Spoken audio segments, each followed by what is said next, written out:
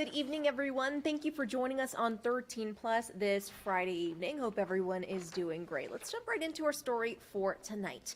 Well, we're taking a look at text messages or emails appearing to be from a legitimate source like your bank, for example. But they're actually scammers hoping to catch you off guard in order to steal your money or even your personal information. Here's that story. Believe it or not, the inboxes in newsrooms across the nation are also being targeted, so you're certainly not alone. And I have to admit that the emails and the text messages that we get look pretty authentic, but don't be fooled. Countless emails arrive in people's inboxes every day. Many times those emails are from someone you know, and sometimes, well, they're from scammers trying to dupe you. So here are the top email scams that you need to look out for so you don't become a victim. Number one, you've won something. The On Your Side team has received dozens of emails telling us that we won free items like air purifiers, tools, and even an iPhone. Sounds great, but we know we actually never won these items. The scammers are just trying to get us to click on a link, but doing so will likely lead us to an area where we're asked to provide a credit card or bank information in order to receive your free or discounted items. Don't do it. Number two, be on the lookout for emails claiming to be from legitimate companies. Some even have legitimate looking logos. Now this one claims to be from SiriusXM, and it's telling me that my membership has expired. No, it hasn't. And here's more emails that claim to be from a legitimate company, like Netflix, Peacock, Apple, or others, all saying that our membership is about to expire. Obviously, On Your Side is too busy helping our viewers to even subscribe to such entertainment. Regardless, they're very convincing, with some even having those company logos. But again, don't click on the link. Here's an email sent to On Your Side that claims to be from Yahoo customer support. But when you look at the actual sender and hover over it, it clearly is not from Yahoo at all. The email suggests that our account has been suspended because of 42 complaints involving sending malware or viruses. But we know better. All right, number four, don't trust emails that claim to be from a trusted sender. That's what it says right here. They're aimed at getting you to let down your guard and take advantage of you. And finally, the On Your Side team has seen all kinds of emails telling us that we have a package that was not able to be delivered. With so many reports of porch pirates stealing packages, it may get your attention and then ask you to click on a link for more information, but you know better than that. All right, again, if you get some kind of an email or a text message indicating some kind of fraudulent activity, whatever you do, don't click on the link. If you're that concerned about it, contact the company or the bank that is supposedly contacting you. Call them directly to find out if there's a problem. In Phoenix, I'm Gary Harper.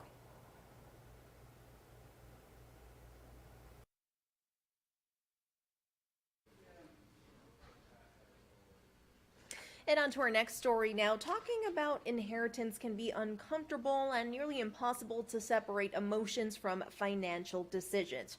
If you don't make those decisions before your final moments, in some states they will actually make those decisions for your loved ones, and your family will have no say in how that money is dispersed. Don G is here to help you make ends meet when it comes to your inheritance. New research from financial services firm Edward Jones says more than a third of Americans, 35%, do not plan on discussing the transfer of wealth with their families. Baby boomers and the silent generation, those born between 1928 and 1945 who grew up in the Great Depression, will not talk about their plans of who gets their money and what will be done with their assets before they die. As wise as they are, that may not be a good plan.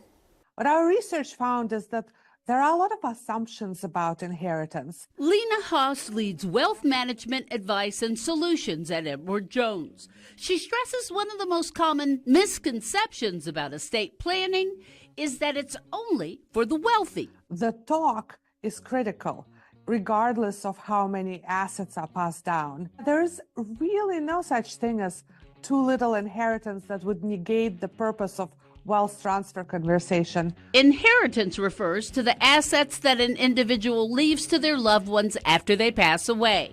It can be anything. It may consist of cash, stocks, bonds, art, antiques, real estate investments, or anything they hold dear. It's critical to start the conversation and the planning process early to ensure that you and your family are prepared for whatever the future brings. The talk must happen before the transfer. A will is one of the most important estate planning documents you have.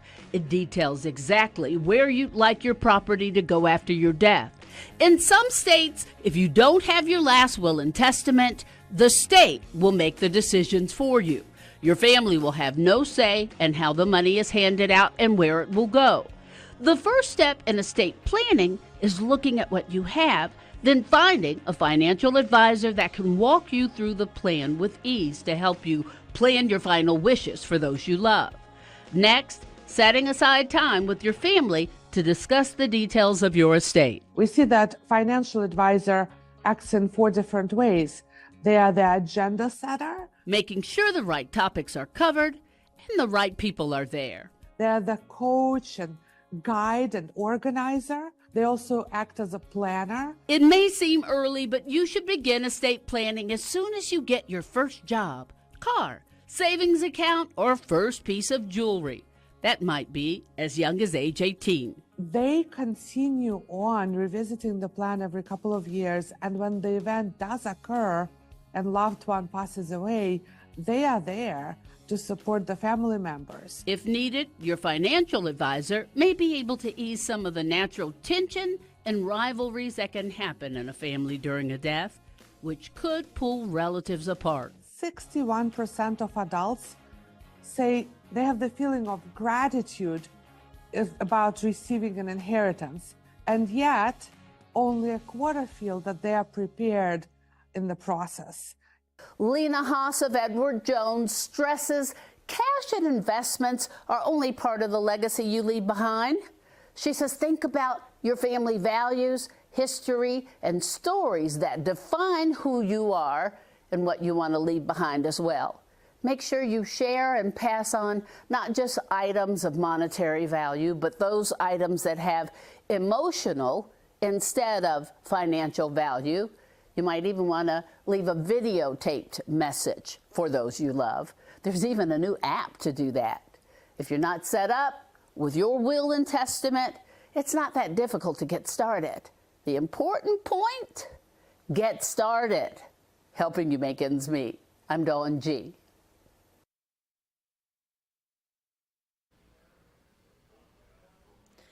We hope you are having an awesome Friday night so far and enjoy this live look from our Mount Bigelow camera. Hey, are you watching the U of A baseball game? Last I checked, we were up. I'm about to go see what's going on over there, but bear down, am I right? Have a great and safe weekend, and we hope you'll join us for more news on 13 News Live at 10. See you later.